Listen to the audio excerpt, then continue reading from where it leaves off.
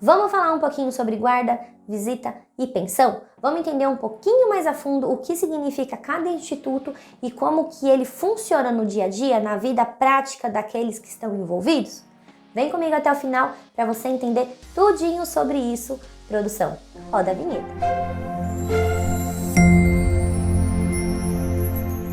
Seja muito bem-vinda, seja muito bem-vindo a mais um vídeo deste canal. Hoje o conteúdo é para homens, é para mulheres, é trazer direito, é para que vocês possam entender um pouquinho do que significa cada instituto que eu vou abordar aqui. Prazer, eu me chamo Gisele Stigl e sou a fundadora da Gisele Stigl Sociedade Individual de Advogados, que nasceu em 2012 e hoje atua 100% na área de direito de família e sucessões. Trazemos todas as soluções que você necessita dentro dessa área.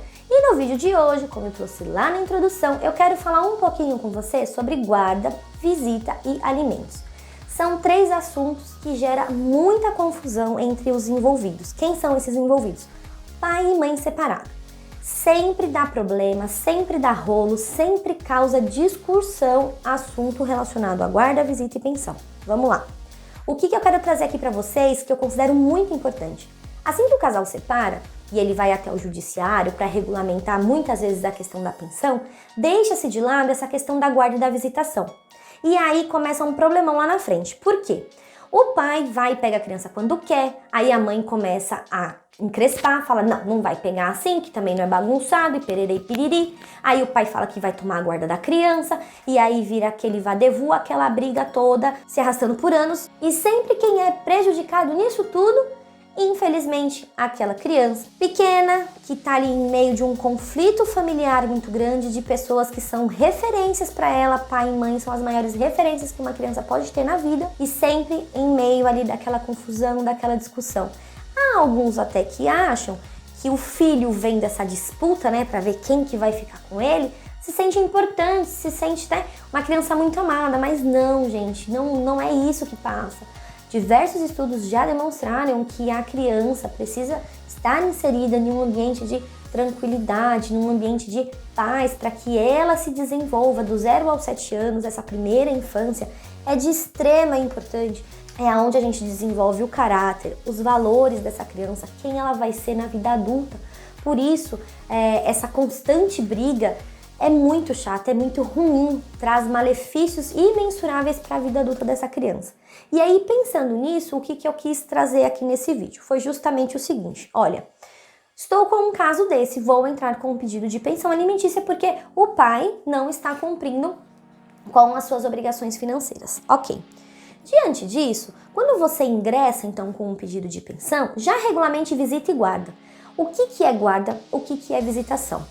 Guarda, toda vez que eu mencionar guarda, eu estou falando de guarda compartilhada, guarda alternada ou guarda unilateral. O Brasil, ele trabalha com esses três tipos de guarda: guarda unilateral, guarda alternada e guarda compartilhada. A guarda alternada, o que seria essa guarda? A criança morar mesmo, residir parte da semana com a mãe, parte da semana com o pai. Aqui eu tô trazendo sua mãe e pai de exemplo, mas é claro que tem crianças que residem com os avós, com tios. Aqui eu tô trazendo um exemplo mais padrão, tá? Então, houve um divórcio entre o casal, houve uma separação entre aquele casal. Durante 15 dias do mês, essa criança mora com o pai. Os 15 dias finais, ele mora com a mãe. Isso é guarda alternada. Esse sistema de guarda alternada foi aceito pelo Brasil? Não, porque diversos estudos científicos embasaram e apontaram o malefício disso no desenvolvimento intelectual, no desenvolvimento dessa criança, pelo seguinte: são rotinas diferentes, são pessoas diferentes, embora seja pai e mãe, não funciona. A criança, ela precisa entender, ela precisa saber aonde é a casa dela, qual é a casa dela, qual é a rotina dela.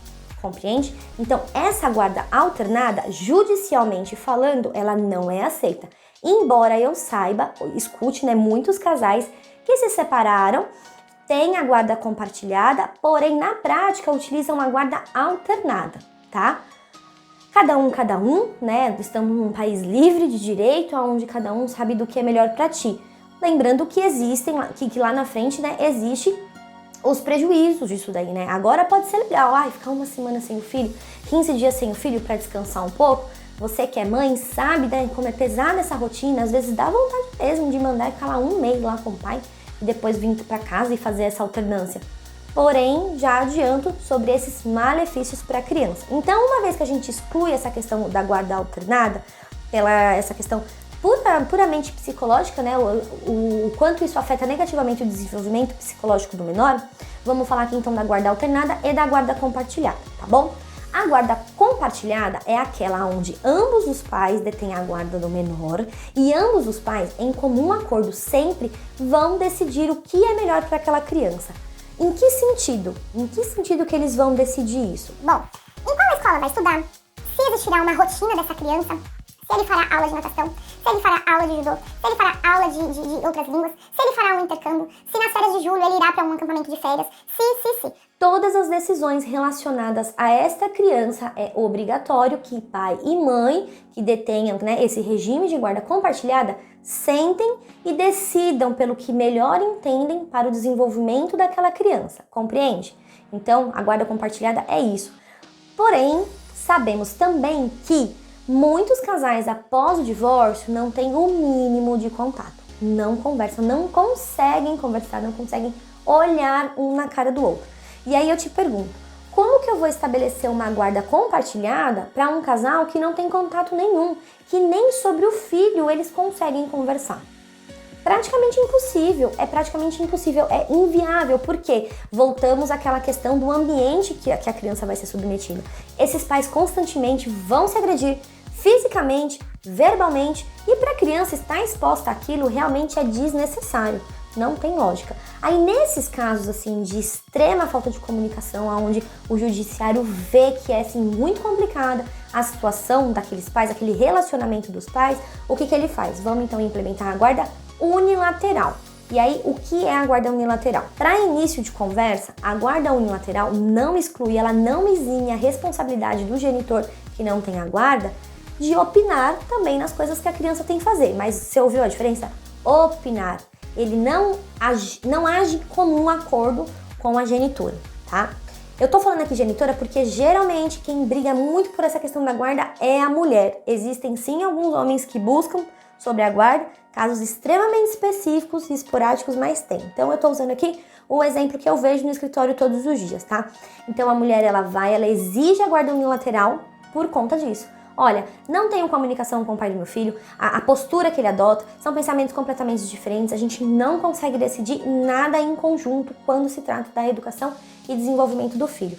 Eu sou a guardiã, a criança mora comigo, então assim, se tudo que eu precisar fazer, já que eu não tenho um bom contato com ele, uma boa comunicação com ele, se tudo que eu precisar fazer eu ligar para perguntar, eu não vou conseguir fazer nada.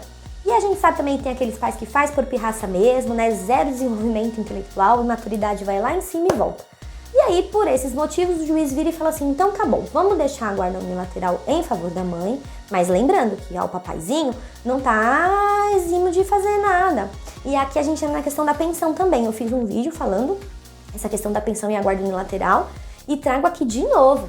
Não é porque a guarda é unilateral que você não tem obrigação de pagar a pensão alimentícia.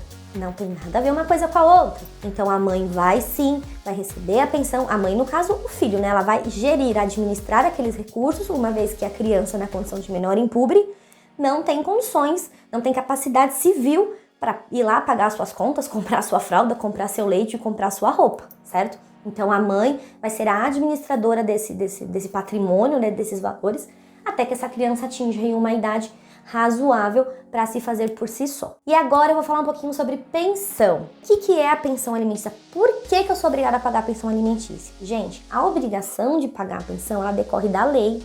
Não é o judiciário que tirou do aleatório, ou a mãe também, você tem que pagar a pensão. É a lei que determina. Porque assim, no Brasil nós temos o salário mínimo. Pressupõe que ninguém pode se viver, que ninguém consegue viver com um salário menos do que o salário mínimo, certo? Essa é a presunção legal, é a presunção legislativa de que ninguém sobrevive com menos de um salário mínimo. Pois bem, o seu filho é menor de idade, uma criança, né? Ainda que tenha 5, 6, 7 anos, uma criança, ele tem condições de trabalhar com 5 anos de idade? 3 anos de idade? Com 2 meses de vida? Não, ele não tem condições de trabalhar. Logo, Aos responsáveis legais também recai a responsabilidade de sustentar aquele que não tem condições sozinho de auferir, de conseguir renda financeira para se custear.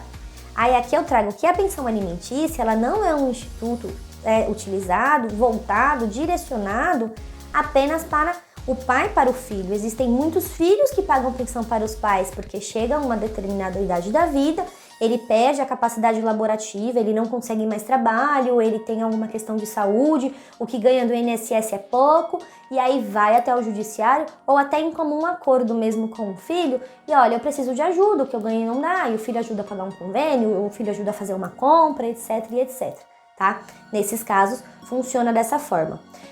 Então, aqui está a obrigação, tá? Você é obrigado a pagar a pensão alimentícia, por quê? Porque o seu filho, a sua filha, na atual condição dela, na atual idade que ela tem, ela não tem condições de se sustentar.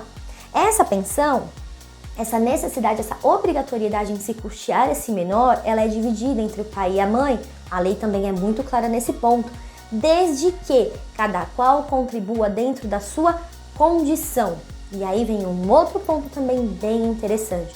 Ao contrário dos pais, dos homens, dos genitores, a mulher, por muitas vezes, muitas delas, também não estou generalizando e trazendo que são todos assim, ela não dispõe da mesma quantidade de horas disponíveis para se executar uma atividade profissional.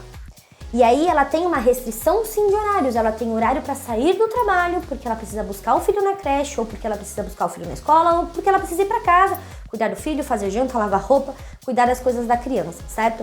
Então, essa proporcionalidade aqui de 50% que a lei sugere, ela também tem que ser analisada com parcimônia. Eu preciso verificar efetivamente a necessidade daquela criança e a condição, a capacidade entre aqueles que pagam essa pensão, tá? Entre o pai e a mãe. Quem puder contribuir mais, vai pagar com a maior parte. É assim que a lei determina e, ao meu ver, de verdade, é a forma mais coerente mesmo de se distribuir esse ônus. Ao passo que, se o pai tem a condição de trabalhar mais, de mais horas disponíveis de trabalho, a mãe, por sua vez, diante dessa limitação, não vai conseguir contribuir de igual para igual, certo? O que eu tinha para trazer para vocês era isso, espero que vocês tenham gostado muito, deixa aqui comentário, compartilha o vídeo, faz esse vídeo girar aqui, conteúdo riquíssimo para vocês, tá bom?